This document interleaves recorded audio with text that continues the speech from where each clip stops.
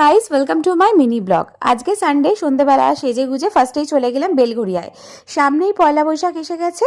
নিজেদের নতুন জামা কাপড়ের সাথে সাথে ঘরেও কিছু নতুন জিনিস আনতে হয়, তার জন্যই চলে গিয়েছিলাম। সেখান থেকে কিছু কেনাকাটি করে তারপর বাড়িতে সেটাকে রেখেই সোজা চলে গেলাম আমার ছোট পিসির বাড়ি বা দাদার বাড়ি বলতে পারো।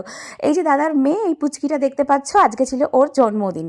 আর এত গিফট পেয়ে ও ভীষণ খুশি। আমরা শুধু ওকে খচাচ্ছিলাম যে তোর এটা নিয়ে নেবো, ওটা নিয়ে নেবো। স্পেশালি বারবি ডলটা, ও পুতুল ভীষণ পছন্দ করে। তাই দেখো, এই কেকটাও পুতুলের ওপরই আনা হয়েছে। এটা জলপরি কেক ও বলছিল। আর এই কেক কাটিং হলো। আর এটা আমার দিদির ছেলে। বাচ্চাদের তো আনন্দ বলো, ওরা দুজনে বেশ সুন্দর একসাথে মিলে কেক কাটলো। আর আমরা বড়রাও সবাই গিয়েছিলাম। আজকাল এমন হয়ে গেছে যে কোনো অকেশন ছাড়া ফ্যামিলি সবার একসাথে হওয়াই হয় না।